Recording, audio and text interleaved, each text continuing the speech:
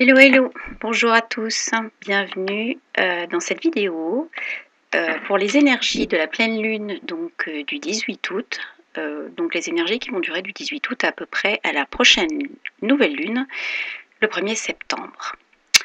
Alors, déjà j'espère que vous allez bien, que vous profitez bien de la chaleur de l'été, que vous vous amusez, que vous pensez à vous, à vos proches, que vous vous ressourcez et que vous profitez des belles énergies qu'on a en ce moment aussi, parce qu'on n'a pas que des pourries, il y en a quelques-unes qui sont pas mal. Alors, la pleine lune du 18 août. Donc le 18 août, on aura une pleine lune qui se fera donc, comme on peut le voir sur l'écran, donc à 9h23 du matin à Paris. Donc les maisons sont données évidemment pour la France. Donc cette pleine lune, donc, qui est ni plus ni moins, comme on le voit, l'axe, l'opposition Soleil-Lune, aura lieu à 25 degrés entre le Lion et le Verseau. Donc la précédente lunaison, donc la nouvelle lune, avait déjà lieu en Lion et en Verseau, et à cette occasion-là, on nous avait déjà demandé de commencer à travailler ces énergies-là. Alors c'était quoi? C'était, je dirais qu'on pourrait appeler cette pleine lune ma place et celle des autres. Et oui, ça va être quelle place est-ce que je me donne et quelle place je donne aux autres. Alors on peut avoir tous les cas de figure, bien évidemment. On peut avoir le cas de je prends trop de place, le cas de je ne prends pas assez, le cas de je me place mal par rapport aux autres, le cas voilà. Donc tout ça, c'est ce qu'on va nous demander avec un focus évidemment le 18, puisque chaque pleine lune, c'est un focus, c'est de l'éclairage, c'est une sorte de révélation qui nous permet d'atteindre, je dirais, une espèce de déclic qui va nous dire, bah oui, là vous êtes dans le bon ou là vous n'êtes pas dans le bon. Alors pour cette pleine lune, je voudrais qu'on fasse attention à trois types d'aspects, trois groupes d'aspects plus exactement, qui sont véhicules des énergies principales auxquelles il faut faire attention. Donc déjà, on voit qu'il y a une histoire d'axe Lion-Verseau. Donc le moi, l'ego, je fais attention à moi avec le lion, le collectif avec le Verseau et la lune aussi, qui est vraiment un symbole de public. Donc déjà, et puis on a ça qui est repris dans l'ascendant, en tout cas pour notre pays, qui est l'ascendant Balance et qui va dire bah oui, je suis encore dans un signe collectif, et le Bélier est aussi un signe individuel. Donc on a déjà un axe qui nous renseigne. Ensuite, on peut dire que donc on va ressentir évidemment plus cette pleine lune et ces énergies de pleine lune si on est dans le dernier décan des signes fixes. Alors c'est quoi les signes fixes? C'est ceux qui sont là, en croix là, le lion, le Verseau, le taureau, le scorpion. Donc si vous êtes à peu près à 25 degrés de ces quatre signes, c'est que globalement cette énergie de la lune et du soleil et de cette pleine lune en général, elle vous concerne. D'accord? Elle vous concerne particulièrement. Donc vous risquez d'avoir des situations qui vont se présenter et qui parlent de ça.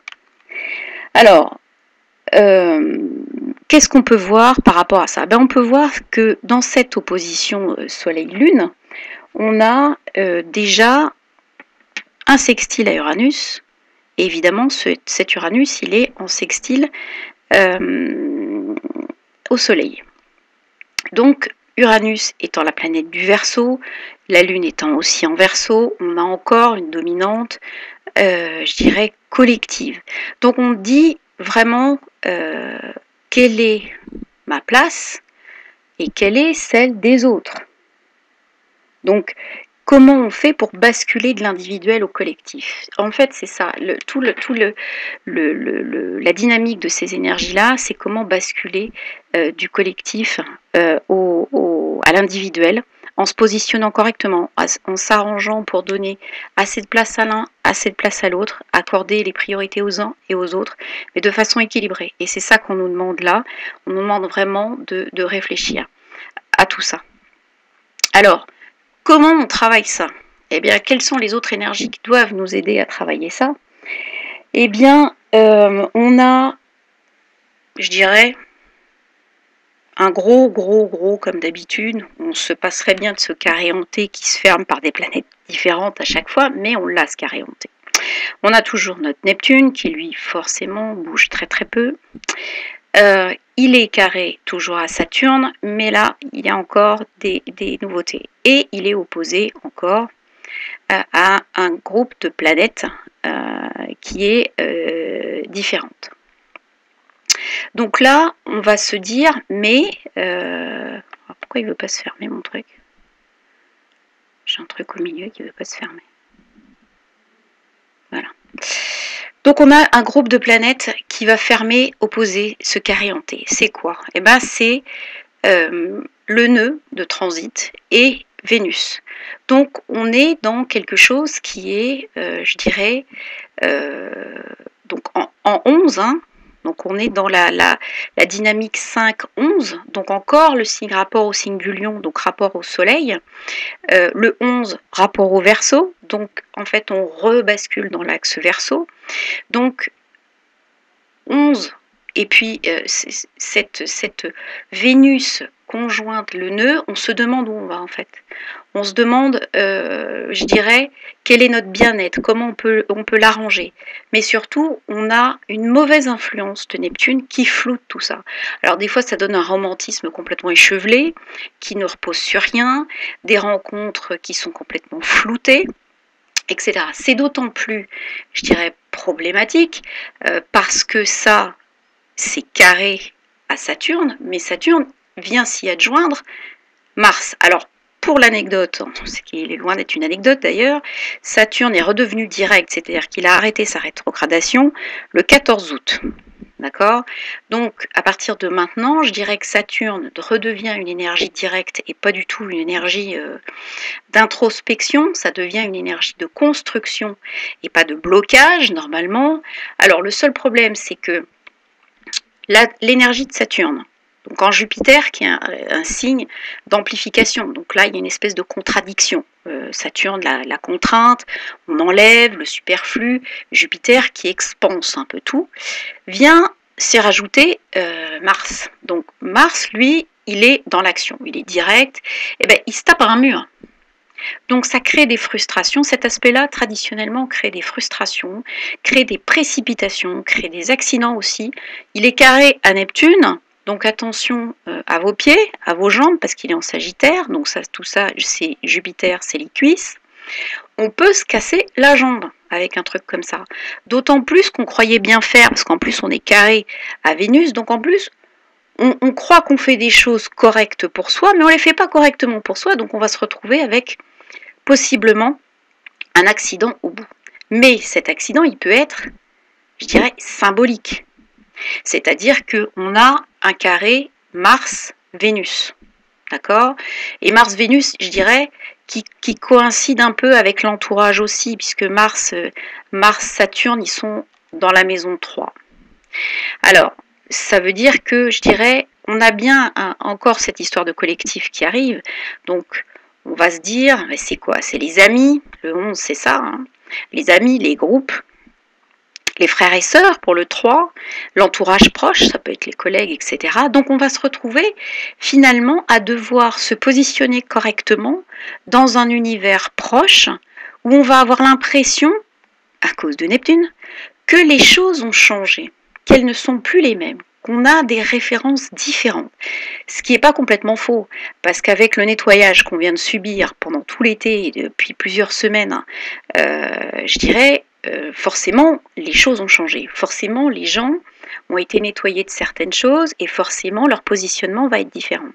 Donc aujourd'hui, on va devoir, là, je dirais doucement, parce qu'attention, la pleine lune va vous demander pas d'effort. Quand on arrive dans les cycles de pleine lune, on voit les efforts qui ont été fournis, mais il y a une situation qui glisse en fait. Il n'y a pas d'alimentation particulière de la situation à donner au niveau énergétique. Par contre, il y aura peut-être une situation à freiner, parce que Mars qui va se taper dans Saturne en Sagittaire qui amplifie, attention à bien respirer pour ne pas partir en mode précipité et complètement foudrage sur un truc qui finalement était juste un mirage envoyé par Neptune. Donc on voit bien entre cette maison 5, qui est la maison des enfants aussi, dans laquelle est la Lune, donc les enfants qui représentent aussi les enfants, donc les enfants, les amours, les créations, l'entourage proche, les oncles et tantes, les collègues, les amis. On a quand même un certain nombre de gens par rapport auxquels on va nous proposer des situations pour nous repositionner. Alors ça ne veut pas dire qu'il faut s'affirmer à tout prix, on peut très bien simplement valider le fait que ouais, ce sont des relations qui sont super, qui nous conviennent, ou alors on peut aussi prendre conscience que nous-mêmes, par rapport à ce qu'on nous renvoie, ça ne nous convient pas parce que nous, on n'a pas traité l'information correctement, parce qu'on a peut-être été trop loin, parce qu'on n'a peut-être pas respecté correctement les gens, parce que peut-être on a été, je dirais, au-delà de ce qui est raisonnable d'aller. Alors ça peut être, je vous dis, à double tranchant. Ce positionnement, il peut être très bien parce qu'on ne fait pas assez les choses pour nous, mais il peut aussi être une prise de conscience qu'on en fait trop, qu'on n'a pas la bonne place, que finalement on ne nous demandait pas tout ça, qu'on a voulu bien faire, mais est-ce que c'était vraiment utile? Est-ce qu'on a vraiment fait avancer les choses? Et c'est ça qu'il faut arriver à se demander, c'est-à-dire que notre alimentation affective de notre entourage est-elle juste? Quand je dis juste, je ne veux pas dire juste est-ce que tout le monde a sa part. Je veux dire juste est-ce qu'elle est bien positionnée au bon endroit? Est-ce qu'elle est juste suffisante? C'est-à-dire est-ce qu'elle n'est ni trop ni trop peu? Est-ce qu'elle est à propos? Est-ce qu'elle est bien dimensionnée? Voilà, donc ça, c'est quelque chose qui va nous être demandé aux uns et aux autres, mais de façon fluide. Le seul écueil finalement, c'est de se prendre la tête entre Mars et Vénus, qui sont en carré en plus avec Saturne. Alors une Vénus en carré et Saturne, ça donne aussi des frustrations affectives, hein. Donc attention de pas trop prendre, de bien penser aux accords Toltec aussi, ne pas forcément prendre pour soi des choses qui sont émises un petit peu au niveau des généralités, bien repositionner son affectif à soi. C'est ça que ça veut dire. En plus, Vénus est conjointe au nœud de transit, c'est-à-dire notre destinée collective, ce qu'on nous demande au niveau énergétique à tous. Et là, on nous dit au quotidien, Vénus est en Vierge. Donc c'est pas une Vénus super enthousiaste, hein, Vénus en Vierge. C'est quelqu'un qui s'accorde au quotidien à faire des choses. D'accord ? Certainement un peu froide, mais qui les fait, qui aime bien les petites actions, les petites attentions, les choses comme ça. Donc, il y a des choses à réfléchir effectivement là-dedans. Alors, pour nous permettre de sortir quand même de cet affreux carré hanté, Vénus, qui est avec ce nœud, est en trigone à Pluton. Alors ça veut dire quoi? Ça veut dire que sur cette espèce de repositionnement qu'on nous demande actuellement, il y a un éclairage structurant de Pluton qui peut nous permettre de voir comment remodeler tout ça et réadapter ça dans de nouvelles structures immédiatement. Donc on n'a pas, je dirais, de lutte à mener, on a juste à se poser la question de savoir si cela est juste et convenable. D'accord? Et se dire, et si ça l'est pas, se dire, mais finalement, qu'est-ce qui le serait dans cette situation-là? Après, ça peut être des choses qui je dirais, peuvent parfois paraître un peu abruptes, hein. C'est quelqu'un que vous aidez sans arrêt, qui dit pas un merci, etc. Vous considérez en ce moment que c'est pas juste pour vous. La solution, c'est peut-être de dire je vais prendre de la distance et pendant quelques temps, je pense que je ne vais pas appeler, je ne vais pas me manifester. Voilà, parce que j'ai besoin de revenir de façon correcte pour moi. Voilà, ça peut être ça aussi. Donc, et ça ne veut pas dire que vous faites preuve d'égoïsme, ça veut juste dire que vous faites preuve de justice par rapport à quelqu'un qui de toute façon ne vous entendra pas. et que vous n'aiderez pas au final, parce que cette personne-là n'apprendra pas à être autonome, parce que cette personne-là n'apprendra pas à voler de ses propres ailes, et que vous avez le droit d'en avoir marre aussi. Voilà, donc ça, il y a ce gros paquet d'énergie, mais qui est plutôt positif, parce que finalement, on voit, même si on voit qu'on a une déstructuration possible avec un repositionnement, tout de suite, on a la possibilité d'engranger les nouvelles structures qui vont nous permettre de continuer avec peut-être d'autres personnes aussi. Hein. Sait-on jamais, il y a vraiment un repositionnement à penser, même au niveau familial. Comment est-ce qu'on se comporte par rapport aux gens?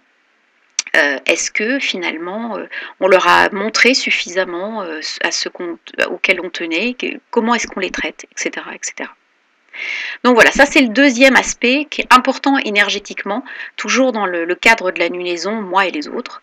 Et puis il y a encore un aspect qui n'est pas inintéressant, qui est l'aspect de conjonction ce mois-ci qu'on a à entre 23 et 25 degrés de la Vierge, donc qui peut vous permettre, que vous allez plus forcément ressentir, hein, si vous avez des planètes qui sont donc entre 23 et 25 degrés Vierge, ou en face chez les Poissons, ou à 90 degrés des Poissons, et donc Gémeaux et Sagittaire. Donc c'est quoi? On a récupéré enfin un Mercure qui arrête d'être rétrograde, qui arrête de nous le faire à l'envers en étant opposé, carré Saturne, etc. Donc on a maintenant la possibilité d'allier notre désir d'expansion Jupiter à cette intellectualisation, à ce mental de Mercure. Alors ce mental de Mercure, lui, il est quand même en 12, c'est-à-dire qu'on va nous demander de mettre en place cette fois-ci des stratégies.